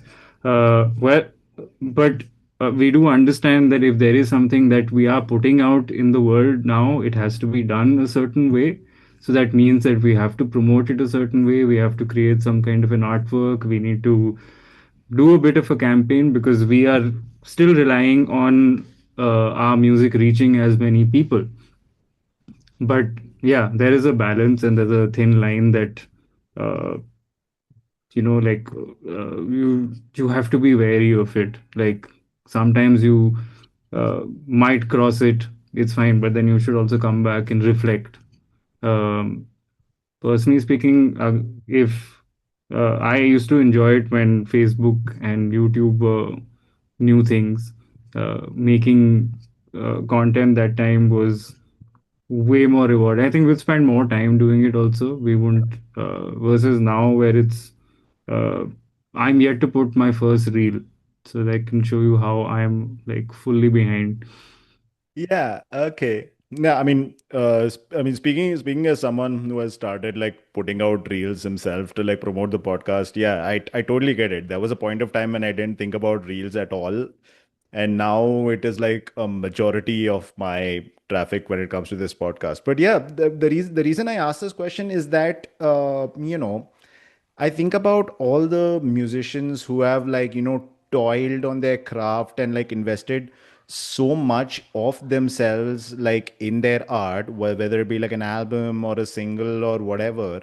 But just because it hasn't been marketed that well, it doesn't reach as many years as it deserves. And or you have like a gig where not many people or even like no people turn up because it hasn't been marketed properly. And for me personally, like my heart aches when I see that. And so I think about whether like anybody could like help artists market themselves, or even like I could help in some way. I just think about the need for artists to really think about that as well, and not just fall into the trap of being just like all about the music. Because whether we like it or not, it's not just all about the music. So yes, like you said, I mean, it's all about the overall package around it and the community that you cultivate behind it. So I feel like that is a really important thing that I wish artists, especially the artists I love, keep that in mind and not just think that the music is enough you know No, I 100% agree with you. I actually think social media is a very powerful tool. I don't think that it's the I don't think social media is the problem. I think it's the way we approach social media that's the problem. A lot of people um uh I think content again is such a nuanced thing because for some people content is a cat sitting and scratching some other cat's butt, and then that other cat reacting, and then people getting like millions of views on that. And then there's other content where you have people playing an instrument or people singing, and some people choose to do covers, some people choose to put original stuff online. But this whole idea of virality and the algorithm is something that I think we read a lot into. And that's the reason why a lot of people, I think, are reliant, because your self-worth is now suddenly tied to social media and the number of hits you're getting or the kind of views you're getting. I prefer to think of it as a tool for people who really love what you do to actually find an easy way to follow what you're doing. And now it's an open way for you to connect with those people. Like I think of followers as people tuning into a television. Like now TV isn't a thing anymore, right? Like TV is Netflix. It's not cable anymore. But like in earlier days, after concerts, like after I don't know, um, you'd see so many of these interviews with Avril Lavigne or like Franz Ferdinand or whatever. Like you'd see people after concerts go backstage, and then you'd have like press conferences and TV interviews and like people waiting, like media. Basically, you'd have like an entire media hour after a show so that you could promote what your next stuff is coming on, and you'd have TV show hosts and but all of that stuff starts somewhere, right? Like most people back in the day would come up, they'd have like a demo CD which would they take to labels, and then they'd ask labels to take a chance on them, and that's why you'd have such a massive explosion of artists here and there because they are now finally had a distributor and a promoter to back them. We still have those things. It's just that now with social media, we assume that because virality is such an integral part of an artist's identity, that independent music technically can blow up if you have that one viral hit or that one viral song. And that's the sad thing about it, that it always remains one viral song, you know?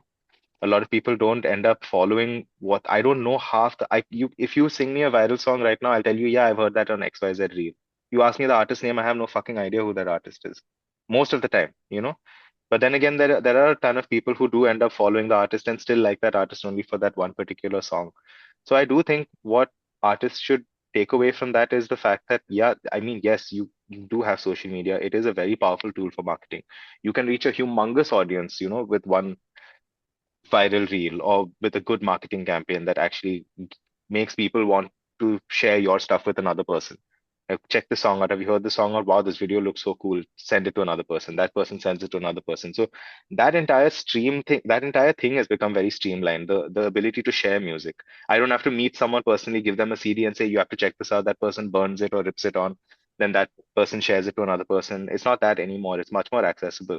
But you still need a like machinery behind you to support you at the end of the day. You do need a good understanding of distribution, a good marketing strategy, a good understanding of how to brand yourself. You 100% do need a management eventually to take you on board, a good PR strategy. I mean, these are all things that go on behind the scenes, but no one really, like you said, no one thinks about this stuff because at the end of the day, for an artist, my music is my first concern. I want to make a great song.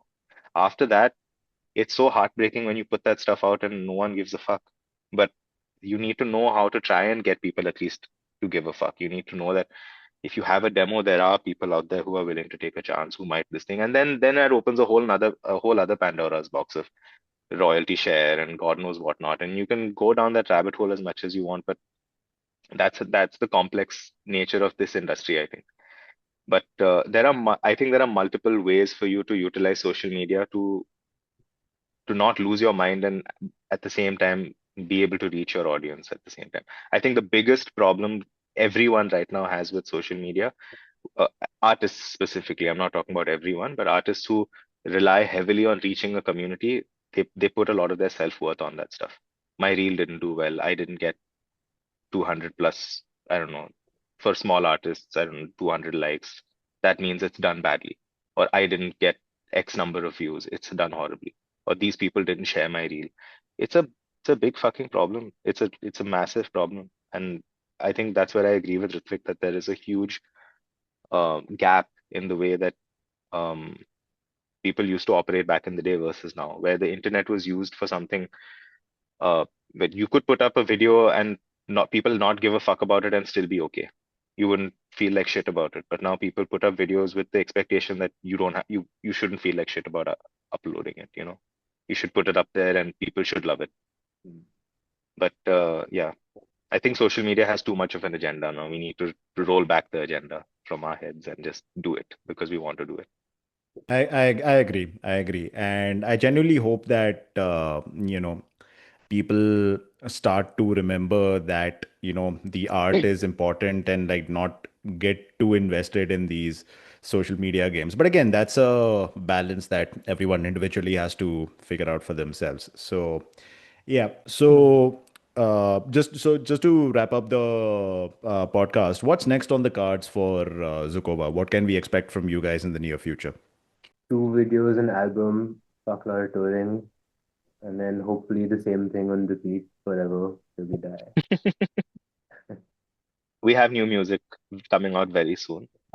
We've uh we've gone back to the way we loved to the way we started this, which ironically was kind of through social media as well. I remember a video that we had put up, which we edited in Ritwik's bedroom, was at that time went viral on Facebook, and uh, so we've gone back to making videos the way we love to make them, which is to shoot us just fucking playing songs in a space and have someone shoot us doing that. So we have a few of those singles coming out. Only this time, the way we're approaching it is a little different. I think we put out a bunch of these songs on YouTube, and they were music videos that we just put out on music, but we titled them as live videos basically. This time, whatever we're putting out is also going to be put out as a single, so people will finally have music that they can access other than just on YouTube, which is awesome. And these are songs that are fresh, they're new for us as well. They're not from the album, so to say. So the album will come, but we're putting out some new music that we're very excited about in the very near future. But just adding to what Suyash was talking about, the live videos, we don't have any AI on it yet, but it's very organic. It's the three of us sweating in a room, and a couple of our really talented friends, Steve and Shiv, helped us shoot the video at Synergy Audio, upcoming studio in Gurgaon, and it's it was a it was a long day, but we managed to go back with two original songs, and we can't wait for you to hear it. Awesome, and I can't wait to hear it as well. So before you wrap up, I'd like to play a little game with you guys. This is called trivia time. I'm going to ask you a couple of quick questions, and you give me some quick answers. All right? We all go together at one go, or do you ask us individually? How does this work? Do I have to raise my hand? Can I raise my hand? Does Zoom do the thing where if I raise my hand, there's a hand that comes up? Yeah, there it is. Okay. I think you can all go. I think you can all go together at one go. Okay. I see the hand raise thing as well. So okay. Let's see how it goes. If it's a scramble, so be it. You know. Okay, cool. So first question: when and where was the very first Zokova gig? OTB. Horsecast Village. Yeah. In February. Nice. I like how we all gave different pieces of trivia. February Okay. 2013, 15, I think. 15. Yeah, 15. 15. Next, favorite and least favorite song from your catalog. Ooh, like ever or at the moment? I mean, at the moment. We don't have names for our songs, so how are we gonna tell you? I'd say, okay, we obviously can't be diplomatic here. I'd say my favorite song is, at the moment, is one of the new ones we're putting out. I think the newest one that we're putting out right now to play and listen to. That's my favorite one. Least favorite, at the moment is,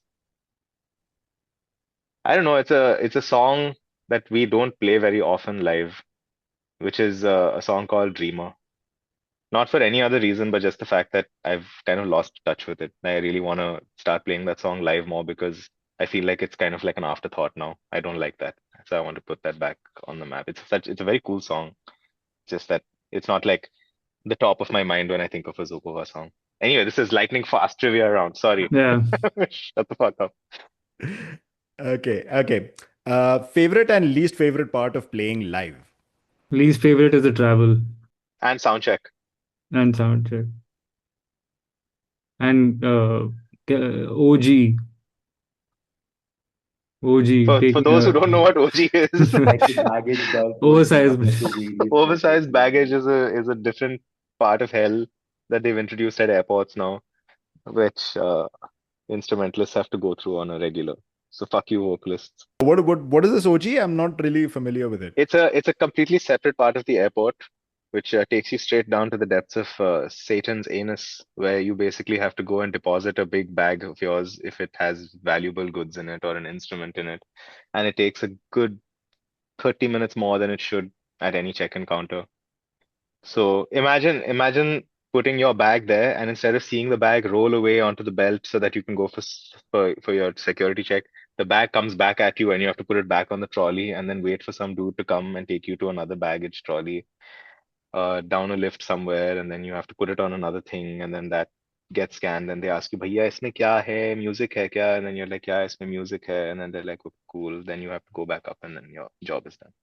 Oh my God, that sounds so cumbersome. And if it's Air India, your instrument ends up getting damaged anyway. Precisely, but at least It's they give it a shot and try not to damage your instrument by putting you through all that. So And favorite part, what makes it worth it in the end?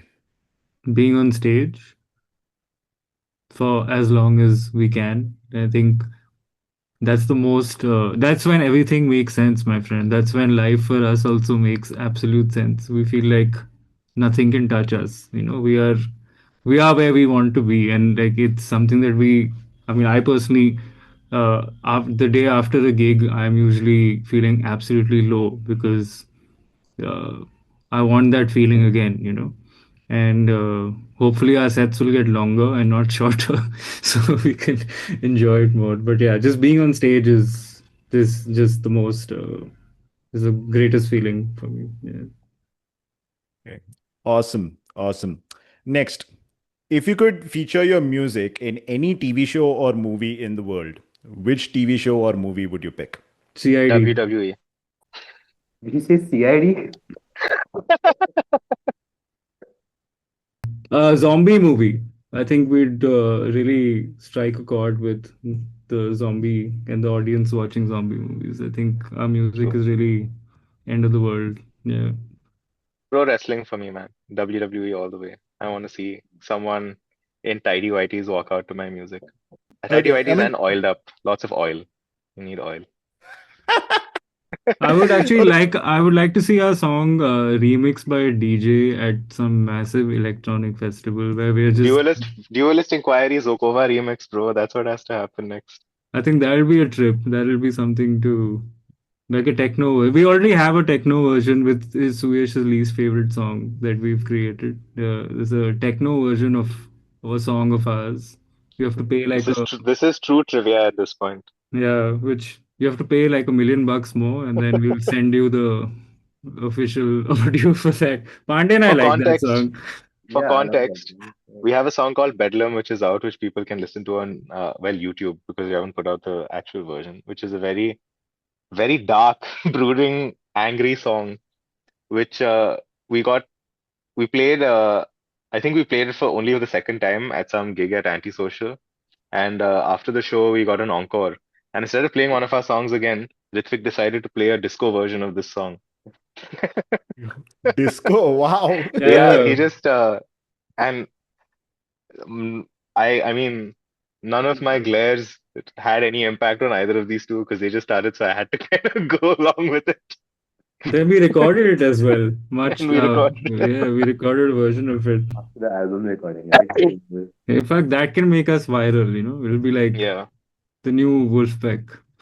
someone on the internet has this video somewhere, dude, of us playing a disco version of Bedlam. So upload that if you're listening. Yeah, yeah. Okay. Oh, I will definitely keep a look. I will definitely search for this song after the podcast. So you've planted that seed. So I'm definitely going to check it out. Make us Okay. viral, Sairaj. Okay. Okay. Next question. Most important thing to keep in mind about maintaining a band. What do people need to keep in mind to keep a band together? Communication. Consistency. Huh? What did you say? I said communication. What did you say? I said consistency. Yeah, yeah. Ritwik has to come up with something with C also now. Collaboration. Yeah, boy. Yes, yes, this is perfect corporate communication shit. Let the three C's. Yeah. Three C's. Communication, consistency, and Collaboration. Collaboration. yes, communication, consistency, and collaboration. I can almost hear the That's it. TED Talk corporate time, stock guys. music. I can hear the corporate stock music playing behind us right now. I hope that music is Zokova. Yeah. See, that's why a funk version will Yeah. do well. Oh, Um, it was funk. It wasn't disco. Well, there's elements of disco also, but Okay, nice. okay. Um, who is always early to the jam room and who is always late between you guys? I have a consistently large record of being relatively late to rehearsals. Not Ritwik as is much now, amazing, yeah. but yeah, I used to be quite consistently late. I like reaching a little before the jam. Just takes more time to set up the pedals and everything. So I think, yeah, I think yeah, I like reaching at least 5 minutes before. But yeah. And I assume Amar is somewhere in the middle. I'm usually in the middle, and once every 5 or 6 times, I'm like really fucking late. But usually, I'm somewhere in the middle. Yeah, usually Amar and I start setting up pedals and exchanging notes on new pedals that we have in our rig and all, and then Suyash comes, and then we start playing. But yeah, the setup takes a lot of time. So For me, most jam pads have what I need, so I can just go sit and start playing. That's my excuse. Have any of you ever missed a jam where it's like you all send the message, the two of you are here, and then one of you like completely missed the message and didn't turn up at all? Because I've seen this No, happen to a thank. lot of people. I'm really glad we're not that spaced out. Yeah. I've been in bands where this has happened a lot, but Yeah, I'm sure we've all been in various bands where this has happened, but yeah. I don't think never. any of us have been the person to do it though, ever. Yeah. I think the max is what, like some 20 minutes late or 25 minutes late for a rehearsal. Okay, good, good. I'm happy to hear that. Next, first rock song you ever heard. You guys can go one by one. For me, it was, I wouldn't say it was the first rock song I heard, but the first song that made me want to start listening to that kind of music was a song called Figured You Out by Nickelback. I heard it on VH1 playing while I was brushing my teeth one day when I was a kid. And I ran to the TV to check it out and bought the album 2 days later. That was the first rock CD I ever bought with my own money.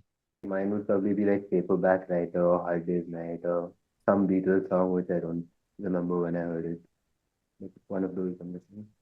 For me, it was Dark Side of the Moon. I think my dad was listening to it, and I was too small, so I was just sitting on him. But I remember just feeling like uncomfortable when Time started playing, and Oh, same.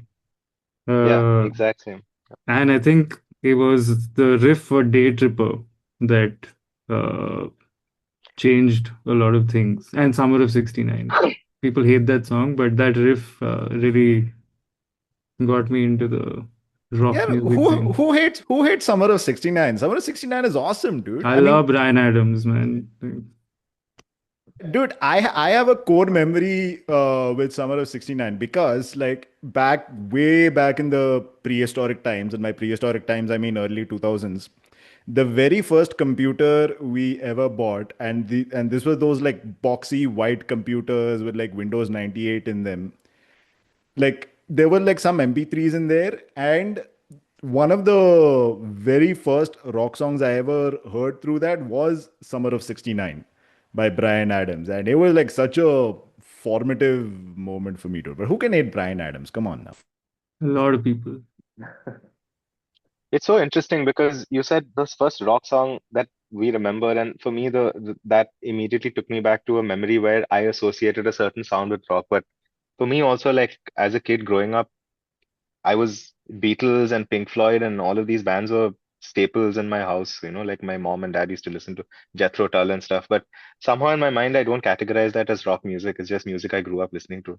Hmm. But for me, the first time I saw like a rock band is when I was just like, oh yeah, these guys are rock stars, like watching that music video, I suddenly was just like enamored by that image of it. But technically, like, yeah, for me also it's just crazy. It's cool how word association happens in your head. Yeah, yeah, Yeah, totally, nuts. totally.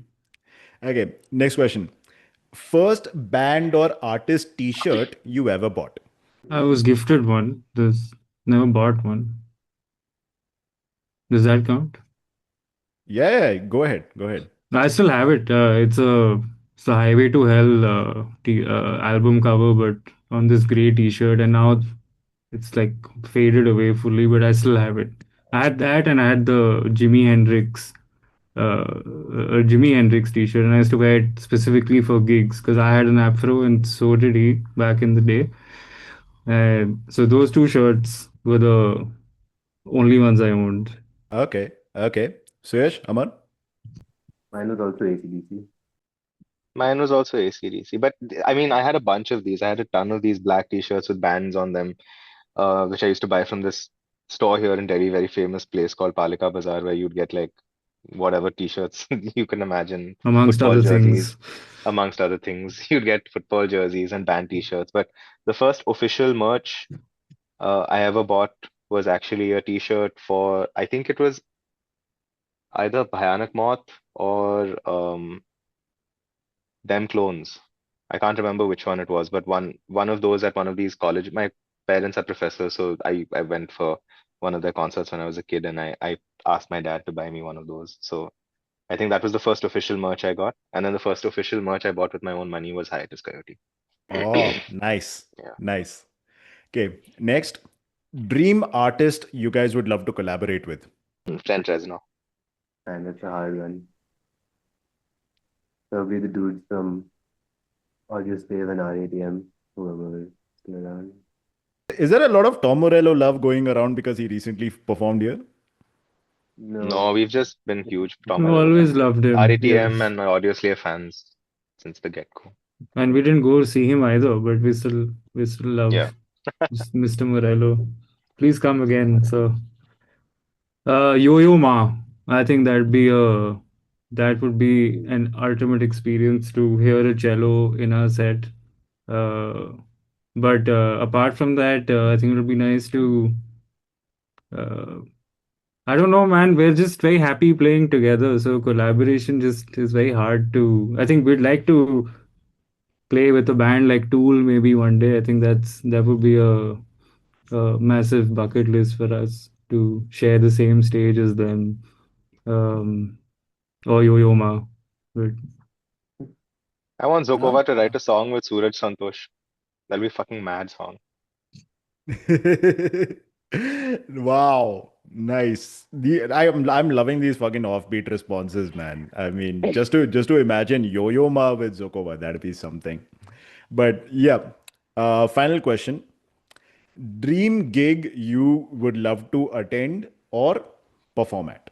Zokova at MS, like Madison Square Garden, that's the classic rockstar dream, like MSC sold out for your own band. Even watching a band there would be great actually. I don't know if we die because of claustrophobia or if we would actually be good with in case. Bloodywood has already performed there, so it's a possibility now. For sure, for sure. I think for me it's Glastonbury because I've just heard I've seen so many sets on YouTube of bands playing there, and I've heard about the festival for a long time. But just I think playing that festival would be great. And Lollapalooza 2026 3 we're playing. Yes, that's another. I mean, to when we look at where we are, I think to be on that stage is going to be extremely exciting for us because we're used to like seeing each other in this much distance, like with the venues that we play. So it'd be nice to not see everyone that clearly, like uh, just to be in a bigger stage. Okay, fantastic, fantastic. So, guys, thank you so much for your time and energy today. I absolutely love this conversation because we went on so many fucking tangents, and this is why I love the podcast format. Yeah, we managed to spend like the first hour talking about AI and all before we actually got into what you guys do. But I hope this conversation has been as fun and insightful to you as it has been for me. 100%, man. Thanks so much for having us. It's been so long that we've been trying to make this work. I'm glad at least Christmas had it in the on the cards for us.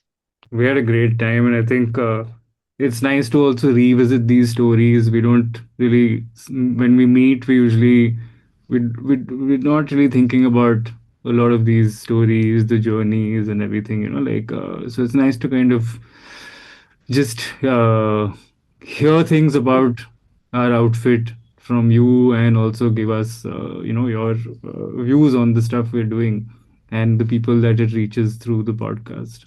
My pleasure, man. My pleasure.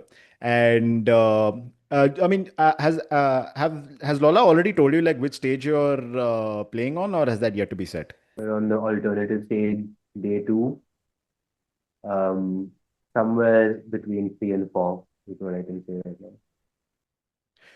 Okay, fine. So, guys, Kat Zokova's music wherever it is available on streaming. Keep an eye out for their new music coming up. And most importantly, catch them at Lollapalooza 2026, Alternative Stage, Day 2. And if you like this conversation, like, share, comment, subscribe, press all the buttons necessary, and we'll see you soon.